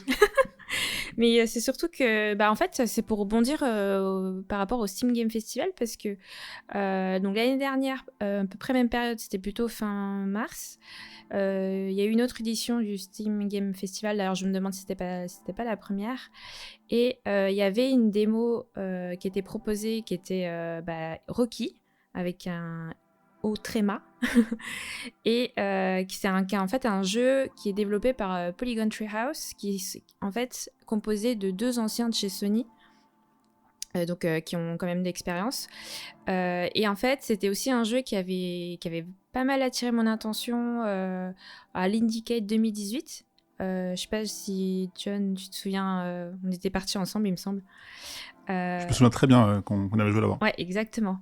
Et du coup, la démo m'avait quand même plu. Et donc, le jeu est finalement sorti le 23 juillet dernier, en 2019. Pardon, en 2020. Ce qui est assez marrant parce que c'est quand même sorti en pleine canicule. Et donc, le jeu a été d'abord disponible sur PC. Et ensuite, vers octobre 2020, a été disponible sur Nintendo Switch. Donc c'est un jeu, un point and click, très très mignon, pas creepy cute, pas du tout violent. C'est vraiment plutôt un puzzle game aventure qui, en fait, vous fera voyager dans un univers très inspiré du folklore scandinave. Donc en fait, quand je dis folklore scandinave, vous allez avoir des créatures vraiment très inspirées de la mythologie scandinave. Donc il y a quand même plusieurs thèmes qui sont abordés dans ce jeu, comme la famille, le deuil, l'amitié, mais je vais vous en parler un peu plus tard dans la chronique. Alors surtout, qu'est-ce que c'est Rocky ? Alors en fait, l'histoire commence avec une petite fille qui s'appelle Tove. Déjà, Tove, qui est en fait une jeune fille qui prend soin de son père, mais aussi de son frère, en fait, depuis la mort de sa mère. Donc, en gros, un jour, elle se balade avec son frère, qui aime bien faire des petites blagues, qui aime bien lui dire « Oui, moi, je vois des esprits dans la forêt et tout, etc. » Puis, boum, d'un coup, il disparaît. Et en fait, il est kidnappé par un mystérieux monstre. Et donc ni une ni deux, vous inquiétez parce que c'est votre frère et que voilà la forêt elle elle est quand même enchantée. Et vous allez vous mettre à sa recherche coûte que coûte dans ce paysage haut en couleurs et très folklorique. Donc, il semble d'ailleurs que dans cette forêt, quelque chose s'y trame depuis un bon petit moment et sans doute serait lié à la disparition de votre frère. Donc en fait, en plus, toute votre histoire va être compilée dans un petit journal qui va vous permettre de revivre en lecture tout votre périple. Et ça va permettre également de vous rafraîchir la mémoire sur les indices que vous allez trouver et aussi sur la marche à suivre pour la suite. Alors, il faut savoir que ce jeu se fait comme... c'est un point and click, mais c'est du moins sur PC, plus fait pour être joué au clavier-souris qu'à la manette. Et en fait, quand je disais tout à l'heure le paysage folklorique, on entend par là des trolls, donc des Jotnar ou des Jotnar, je sais pas comment le prononcer, qui en fait c'est des géants. Il y a aussi des Nyx et bien plus encore en fait sur votre route. Mais bon, j'essaie de pas trop vous spoiler parce que c'est vraiment un petit jeu que j'ai vraiment adoré. Et donc le jeu est plutôt on va dire, s'attelle sur 3 parties. Donc je vais d'abord plutôt vous parler des mécaniques avant de rentrer un peu plus sur chaque partie. Donc en fait, dans Rocky, vous allez diriger cette jeune fille, donc Tove. Et en fait, vous allez avoir de nombreux puzzles, des mécaniques qui sont quand même très simples parce qu'on est sur du point and click, mais aussi sur du glisser-déposer, un peu comme dans Franbo ou même dans Les Sodas Inconnus. Et en fait, vous allez avoir le choix entre marcher ou courir, ou bien exploiter les paysages, parce que forcément, il y a des effets de relief. Et faut savoir qu'il y a quand même... sur PC, on a les success Steam. Moi, personnellement, à la fin du jeu, je suis arrivée à 75% des succès, donc quand même très sympa.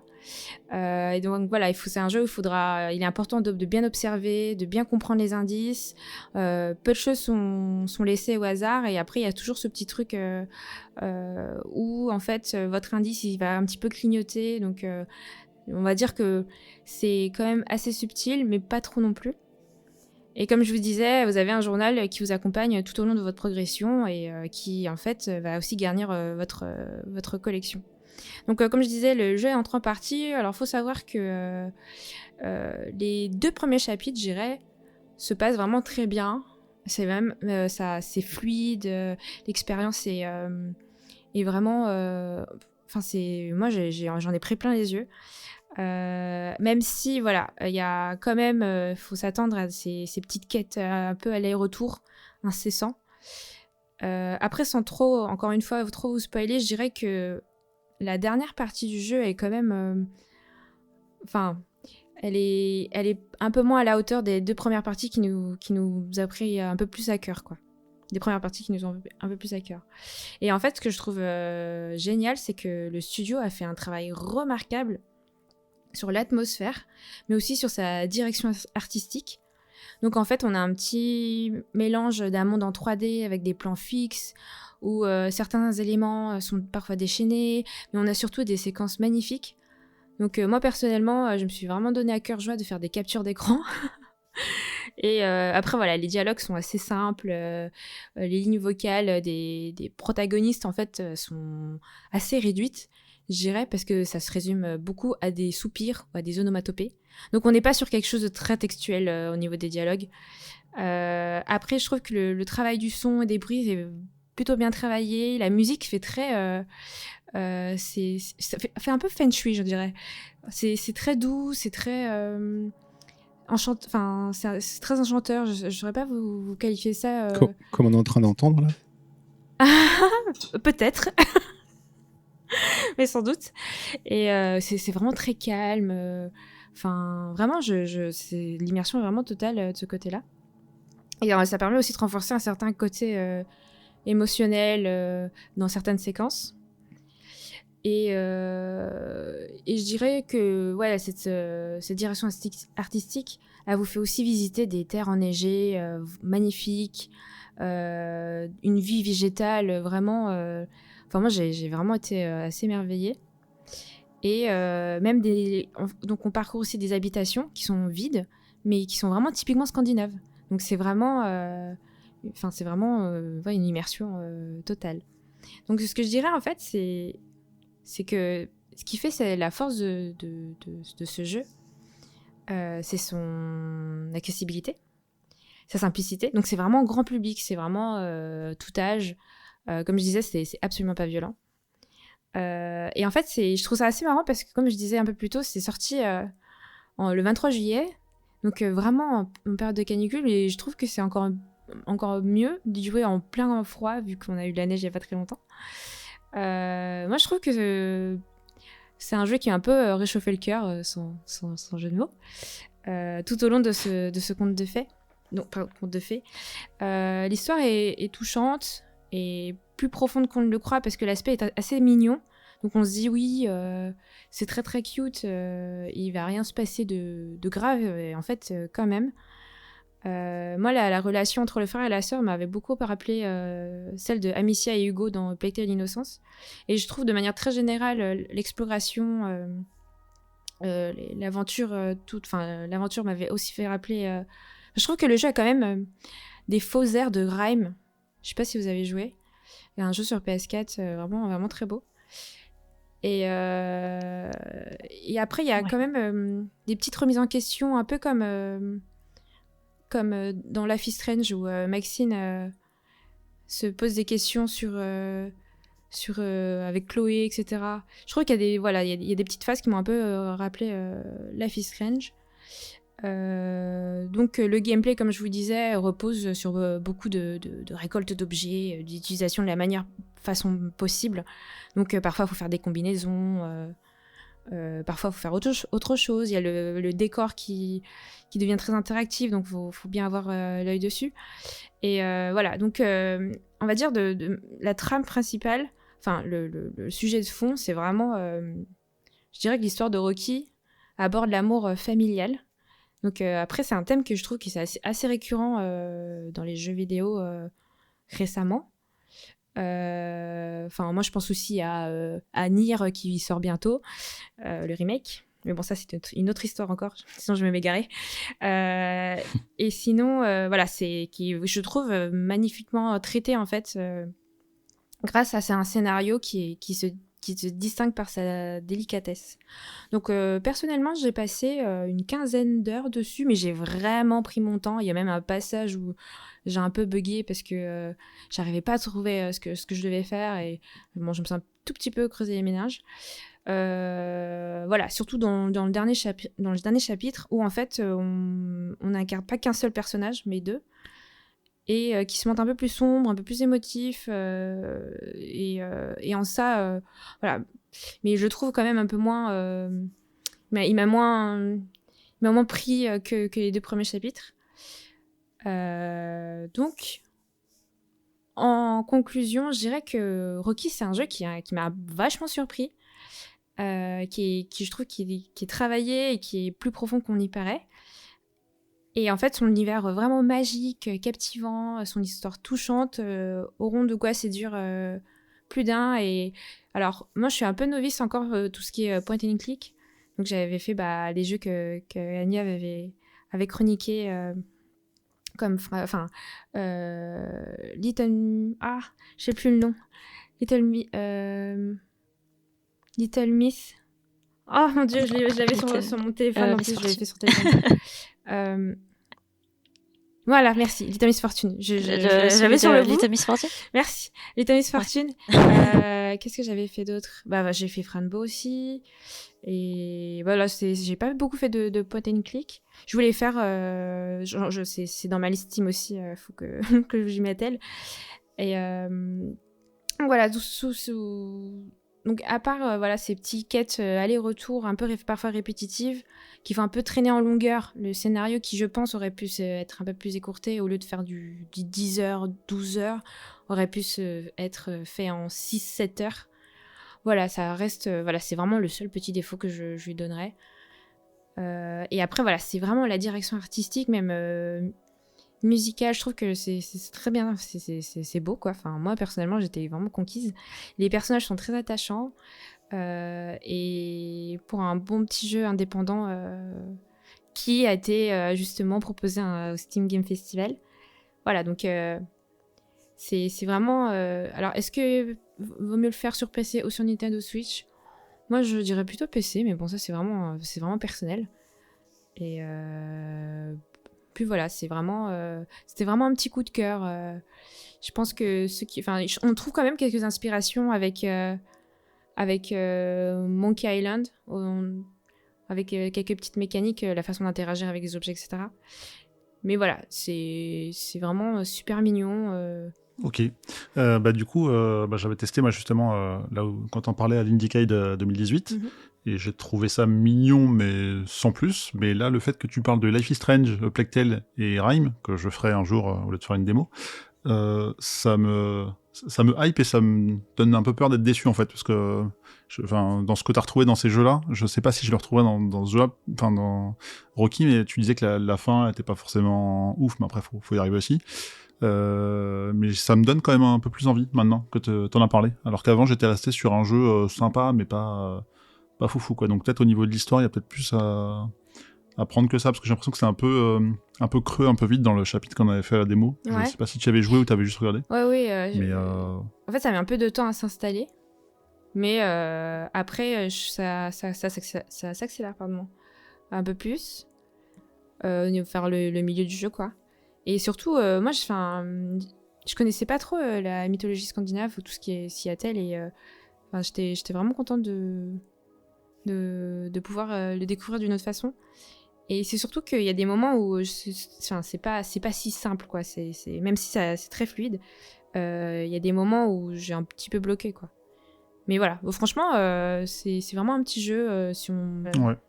Et tu parlais du fait de peut-être plus jouer sur PC, mais t'entendais par là d'avoir un confort d'un grand écran et pas jouer en mode nomade, c'est ça que tu voulais dire par là ou... Bah, après, je trouve que les couleurs sont vraiment étincelantes, donc je serais un peu... Après, moi, j'ai commencé sur PC, donc je sais pas, le côté clic, je le vois plus avec une souris, c'est peut-être pour ça. Ok, ouais. Et c'est vraiment personnel. Hein. Ok. Toi, de ton côté, Anya, tu l'avais fait à l'Indiecade quand il me semble que c'était là aussi, hein, cette année, 2018. Ouais, je crois, ouais. Ouais, je crois, ouais. On était tous les trois. C'était l'année où on était alors du coup je l'ai vu de loin, je pense que je l'ai vu de loin parce que de toute façon c'est un truc que j'ai redécouvert par la suite pendant les PAX et autres, les autres events de jeux indés. C'est un jeu qui a longtemps traîné dans ma librairie Steam, mais ouais je l'ai fait du coup et je suppute le fait que l'ambiance sonore, bien qu'elle soit super subtile, parce qu'on n'a pas forcément du gros sound music, et en fait les personnages ne parlent jamais, mais t'as toujours des petits bruits qui viennent accentuer genre les petits soupirs, et du coup ça rend vachement expressif les personnages dans le jeu. Ouais, je pense que là-dessus, je suis d'accord avec Ellie, ça prend du temps à s'installer en termes d'histoire. Je crois que j'y ai passé une dizaine d'heures, un peu plus. Ça prend du temps à s'installer, mais c'est vachement émouvant. Il y a toute une part sur l'histoire familiale en parallèle avec toute cette histoire de folklore scandinave. Il y a une histoire familiale qui s'installe petit à petit, et ça plaît, ça ne plaît pas, mais en tout cas je trouve que ça en vaut le coup d'œil. L'ADA elle est super chouette aussi, et voilà, je vous en dirai pas plus parce qu'effectivement je pense que c'est à découvrir et c'est vraiment pas très long et ça vaut vraiment le détour, quoi. Ok. Que Treuse, de ton côté, est-ce que tu es attiré par ce froid, ce côté... Moi, j'aime bien les jeux dans la neige. Enfin, j'aime bien les jeux où il fait froid et la forêt, tout ça. Ça me fait... j'adore ça. Je trouve que graphiquement, ça apporte vachement, et effectivement, de ce temps-là, t'as raison. C'est dommage qu'il soit sorti en été, en fait. C'est parfait pour la saison. Et j'ai écouté un peu les... Mais en fait, je pense qu'il voulait donner un coup de frais. Peut-être, ouais. Pardon, je t'ai coupé. Mais pas de souci. Et ouais, la musique est cool. J'ai écouté un petit peu là. Ça a l'air bien travaillé. En plus, si vous dites que l'ambiance sonore, les effets sonores, pardon, ajoutent à l'atmosphère du jeu, je trouve ça super intéressant. Et le côté scandinave, c'est pas quelque chose qu'on a l'habitude. C'est vrai qu'on est beaucoup abreuvé de jeux américains. Donc en fait, souvent quand ça se passe quelque part, c'est aux États-Unis, dans les forêts américaines et tout ça. Et là, que ça change un peu, c'est assez intéressant. Bah, par contre, c'est pas creepy. Alors bon, je trouve ça moins intéressant, évidemment. Non. Non. Non, Forcément. ça suffit maintenant. Ok, et ben en tout cas, merci Ellie de nous avoir parlé de Rocky, donc qui est dispo comme tu disais depuis juillet 2020. Non. Donc sur PC, Mac et Switch, et c'est autour de 20 € il me semble, hein, si C'est ça. j'ai bien noté le prix. Merci. Il est donc temps de parler des défis.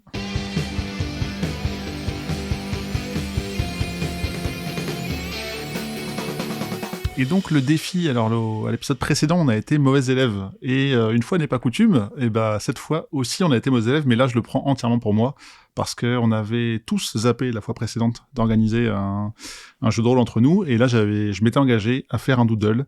Je m'étais mis un rappel permanent, et à chaque fois j'avais un prétexte pour oublier, on va dire, ah non, je ferai ça demain, et demain n'est jamais arrivé. Donc on a loupé, mais ça n'empêchera pas de le faire une prochaine fois. Mais on va changer de défi pour pas faire un fail 3 fois d'affilée. Et cette fois-ci, Quetrus, tu avais une super idée, je vais te laisser la présenter. Ah bon. Attends. Ah, c'est une vraie idée, c'est parti, c'est Ah, validé. c'est une vraie idée, c'est validé, d'accord. Ok. Eh bien, sachez que... par le chef, apparemment. C'est validé. Eh bien, sachez qu'on a toujours du mal à trouver les intros. Le premier qui répond, on s'en rend compte, n'était pas trop noté. Et du coup, le défi prochain, c'est d'écrire une intro pour le podcast. Voilà. Alors, comment ça s'articule parce que John, là, tu me mets un peu, tu me mets un peu dans l'embarras parce qu'il n'y a pas de règle. Ah non, mais du jeu. c'est parfaitement articulé. On sait très bien quelles seront les deux personnes qui feront la prochaine intro. D'accord. Et si tu veux, je les désigne parce que j'assume, et on tournera parce que ça peut être un truc récurrent à créer aussi. Hein. Et ce sera, alors attends, ce sera Anya et Hailey. Ah bah tiens, voilà. Comme par J'avais hasard. listé tous les noms et je suis tombé sur vous deux par ordre alphabétique. Ouais, c'est bon, ça passe. Ouais, c'est vrai, simplement. J'ai fait par ordre alphabétique. Ah, t'as hésité, hein? C'est vrai. Voilà, oui. donc oui, c'est vrai, bien sûr. Bah, t'as pas mon fichier. Ah non, c'est mon fichier personnel.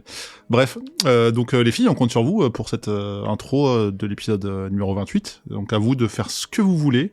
Vous calez un petit créneau toutes les deux. Vous faites ça rapidement. Hein, c'est un truc de 30 secondes, 1 minute pour faire une intro rigolote ou non. C'est vous qui décidez. C'est votre intro. Et bonne chance. C'est votre intro. Parce que c'est votre intro. Non, te c'est veux pas dans ça, mon c'est pas équipe. celui-là. C'est l'autre. C'est pas celui-là, je confonds. Mais voilà, donc j'espère que ça vous convient, sachant que vous n'avez pas le choix. Bah, et oui, tu nous mets un peu au pied du mur, donc oui. Voilà. Ah bah vous avez dit oui, donc c'est parfait. C'est ça. Ouais, voilà. Bah Voilà, c'est oui, le on va Franchement, pas, c'est on va facile, pas hein. refuser un défi, hein, mais... On fera les prochaines intros, entre autres chroniqueurs, et je m'inclus dedans aussi pour préparer ça. Et puis ça peut être sympa aussi de se dire, bah comme ça on les fait un peu à l'avance Et comme ça, on en et a puis une. voilà, Quoi. comme ça on galère. et comme ça on en a une vraie quoi. C'est pas mal. un peu comme les blagues d'intro de Comics Outcast. Quoi. C'est C'est ça, voilà. Maintenant, il y a des responsables d'intro. Voilà, c'est parfait, ça. Ok, parfait. Eh bien, merci du coup pour ce défi, ce point défi qui était un petit peu court. Et on va passer tout de suite au coup de cœur. Alors, on a à nouveau un envoyé spécial parce que on va dire que personne n'est pas là, mais elle aime bien s'incruster. Alors, vas-y, Zef, on t'écoute. Hey, salut, c'est Zéphiriel. Je m'insère dans ce moment coup de cœur du Contrecast pour parler un peu d'un petit coup de cœur que j'ai eu là pendant le dernier mois. Je suis pas dans l'émission, mais bon, je me permets de parler parce que j'ai envie de parler et surtout parce que j'ai eu l'occasion de faire une escape game en ligne. Et en fait, c'était assez cool. J'en attendais pas grand-chose. Je savais pas à quoi m'attendre en vrai. J'avais peut-être un petit moment de doute sur la faisabilité et le fait que ce soit fun, mais voilà, j'ai pu faire un truc avec John Doe Escape Game, c'est un truc en ligne, je crois qu'ils sont basés à Lyon, et voilà, on était 5 ou 6 je crois, on a fait un truc qui s'appelle Braquage, et en fait, on est avec un Game Master sur un Google Meet assez classique.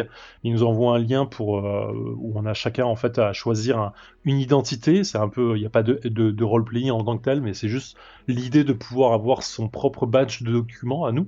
Et en fait, on va devoir partager les documents, les informations qu'on a dessus pour essayer de retrouver un certain nombre de choses. Je vais pas spoiler évidemment. Il y en a pour 1 heure. J'ai pas les tarifs en tête. Je crois que c'était parce que là, on l'a fait.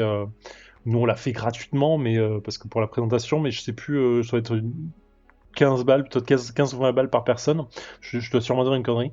Mais c'était assez cool en vrai. La personne qui nous a mené le Game Master était assez sympa.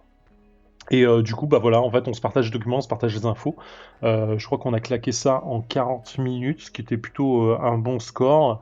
Il y a des petits pièges assez sympas sur lesquels nous, on n'est pas tombé, mais j'imagine que tout le monde peut tomber dedans assez facilement. Et encore une fois, j'avais pas une grande attente de ce truc, mais c'était vraiment cool. Et je suis en train de regarder du coup pour en faire d'autres pour mon boulot, pour faire un peu plus de team building avec eux. Et voilà, donc John Doe Escape Game, je vous conseille largement le truc, c'était assez cool. Si vous cherchez des trucs à faire, soit en famille, à distance, soit entre potes ou en escape game en team building, ça vaut largement le coup, c'était assez fun.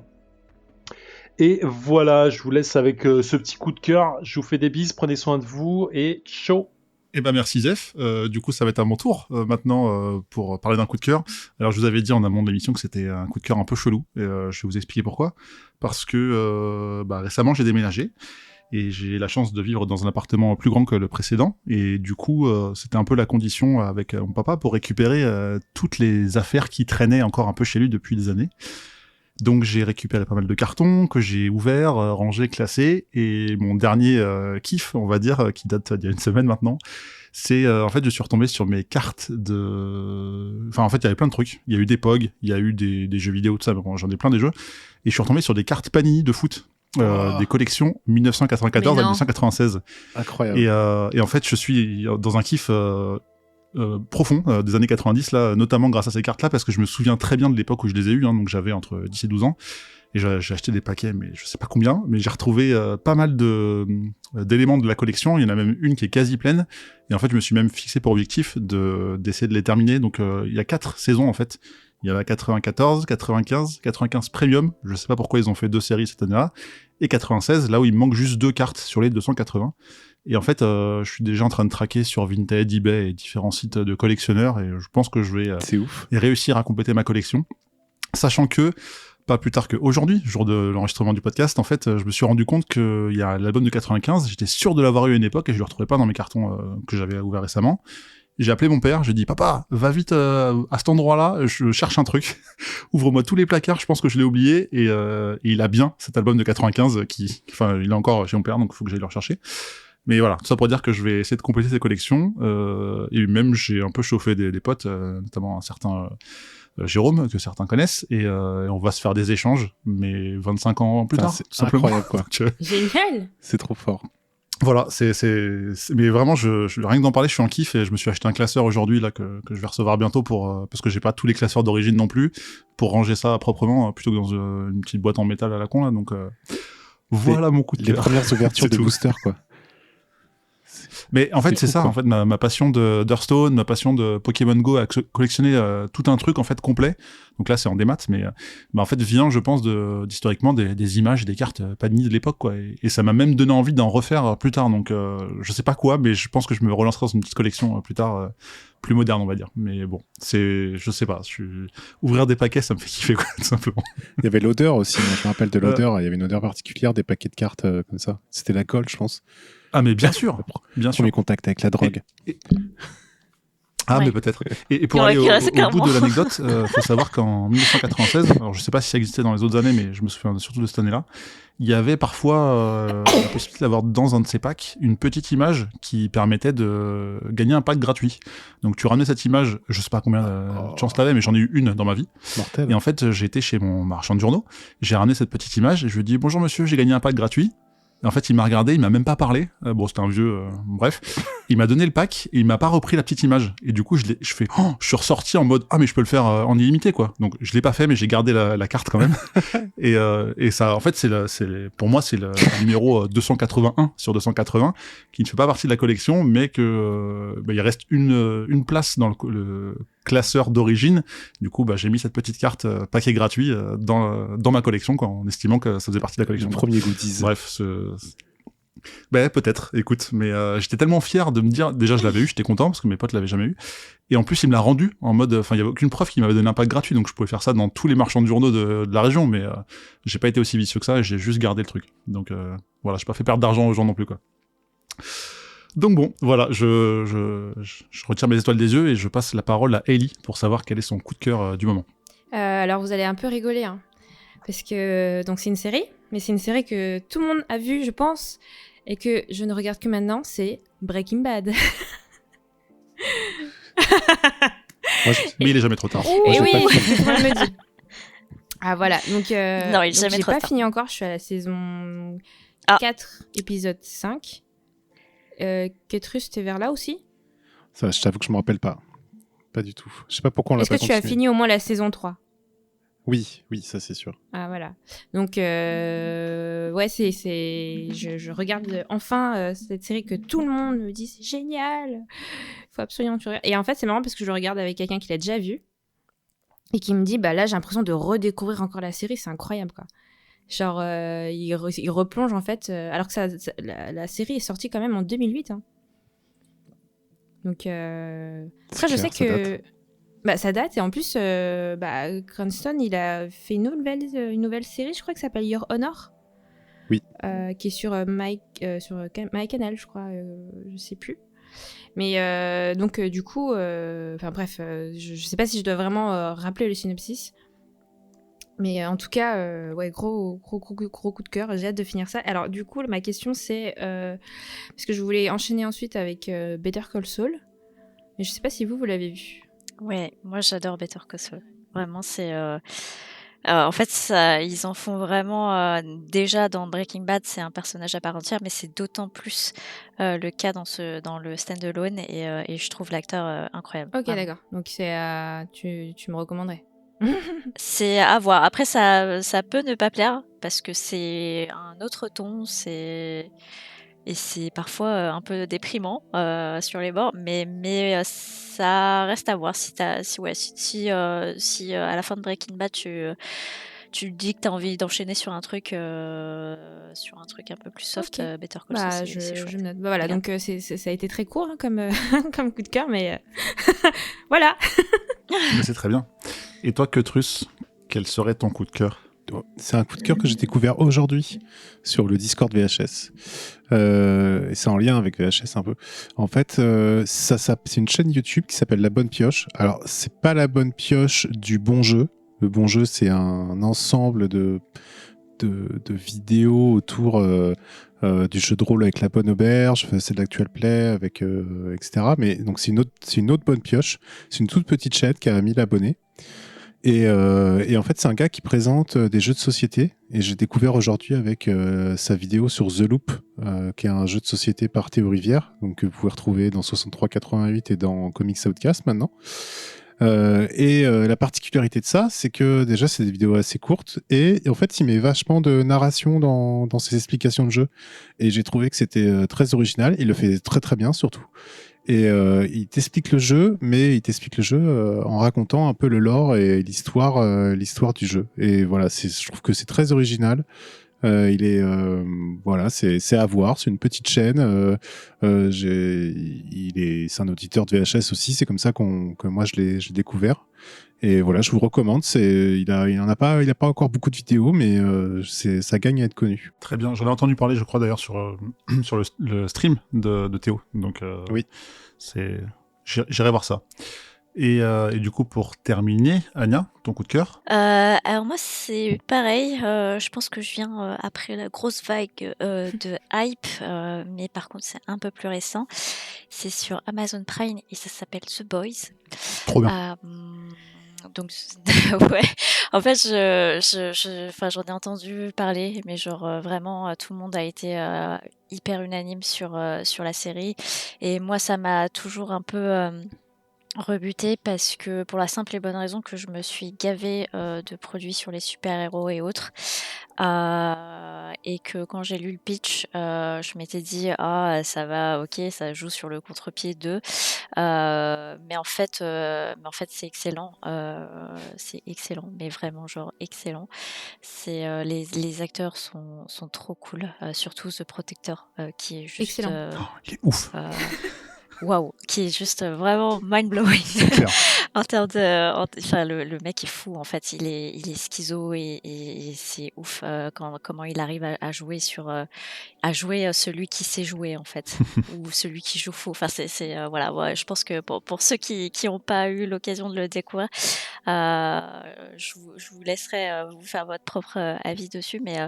Mais voilà, c'est tiré d'un comics du même nom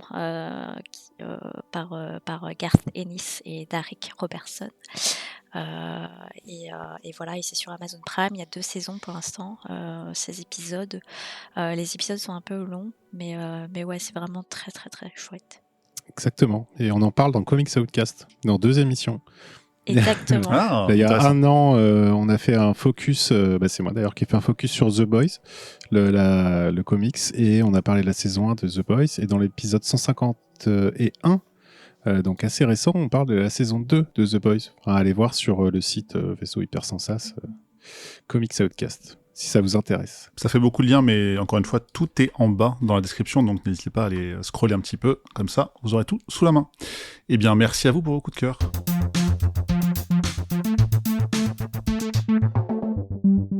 On arrive au bout de cet épisode 27 du Contrecast et je vous rappelle donc les chroniques du jour. Anya nous a parlé de Edmund Kemper, l'ogre de Santa Cruz, Ketrus d'une sélection du Steam Game Festival et enfin Hailey du jeu Rocky.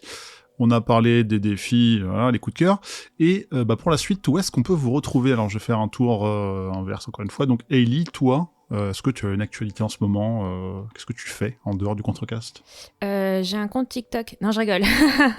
Non, je Mais t'as suis. le droit, hein, si tu veux. Ah ouais, oui, mais putain, mais je pense que je vais bientôt m'y inscrire pour des recettes de cuisine. Mais à part ça, on peut me retrouver sur Twitter, @eloeli. Très bien. Toi, Ketrus ? On me retrouve dans Comics Outcast et dans Whisperos du côté des manettes. Et puis voilà. Et pour terminer, Anya ? Pareil qu'Ellie sur Twitter, bien que je sois pas vraiment très active sur les réseaux sociaux en ce moment, mais sur Twitter, Anya-Gaming. Parfait. Je vous rappelle aussi qu'on fait partie du VHS, le vaisseau Hyper Sans Sas, que Truss en a parlé un petit peu plus tôt, et il y a le lien Discord d'ailleurs, n'hésitez pas à nous rejoindre. Vaisseau qu'on remercie, puisque il nous héberge. Alors là, on est toujours à la maison parce qu'on fait attention avec le virus qui n'est pas terminé, mais bien évidemment, si vous souhaitez nous soutenir, vous pouvez. C'est facultatif, mais c'est toujours apprécié et appréciable. Alors il y a le lien du Patreon, ce qui nous permet en fait d'améliorer la qualité du studio, de nos enregistrements et de prévoir des choses et des surprises à venir peut-être. En tout cas, il y a le petit lien qui explique tout ça bien mieux que ce que je viens de faire un peu plus bas. Et si voilà, comme ça on pourra vous. N'hésitez pas aussi à nous dire si vous voulez que votre nom soit dit dans le podcast. On peut vous citer avec grand plaisir si vous voulez passer un message, c'est l'occasion. Sinon, vous pouvez toujours aussi vous abonner, ça c'est entièrement gratuit, sur Spotify, Podcast Addict, Apple Podcast et d'autres. Et pour terminer, j'aurais une question à vous poser qui est en rapport avec mon coup de cœur. Alors c'est un peu en mode quiz, je vais vous poser la question. Lors de la saison 1990-1991, combien de buts a inscrit Philippe Vercruis, dans le championnat de France de Division 1 de football, alors qu'il évolue à ce moment-là, comme tout le monde le sait, à l'Olympique de Marseille, sachant qu'il a disputé 28 matchs. Et attention, il y a peut-être un piège dans la question. Ah, c'est la Est-ce que vous pouvez carte, me donner son c'est nom la carte Panini 152. 154. 154, ouais, c'est ça, c'était une double carte, je crois. Alors, j'ai vu ça Pardon, j'ai noté la statistique sur la carte de la saison 95 en version premium. Je suis sûr que c'est vrai en plus. Je suis sûr que c'est vrai. Regardé. Je l'ai fait avant le... C'est tellement bien dit. Mais il nous avait dit qu'il l'avait préparé, T'as celle-ci. 95. Oui. C'était... Non, saison 90-91. La carte est de 95. Ah, 95, mais les stats datent d'avant. 9 plus 1, 10. Est-ce que ça serait pas... Et il a changé de club entre-temps aussi. Après. 98, c'est la Coupe du Monde. Ouais. Je sais pas, je dirais 5 par hasard. Exactement, il a marqué Oh, 5 putain. buts et 5, c'est ce chiffre que vous allez mettre en nombre d'étoiles sur Apple Podcast parce que c'est bien, parce qu'il faut et parce que vous avez aimé ce moment et cette question pourrie. Bref. Bah, je pense qu'on peut dire merci et au revoir et puis on se retrouve le mois prochain avec une belle intro de Ellie et Anya, n'est-ce pas? Yay. Merci, au revoir et au mois prochain. Allez, merci, au revoir, au mois prochain. Allez, Merci, au revoir. C'est mec trop formel, quoi. Allez, merci, salut, bisous. Bah, une petite dire un truc, je le dis. Quoi.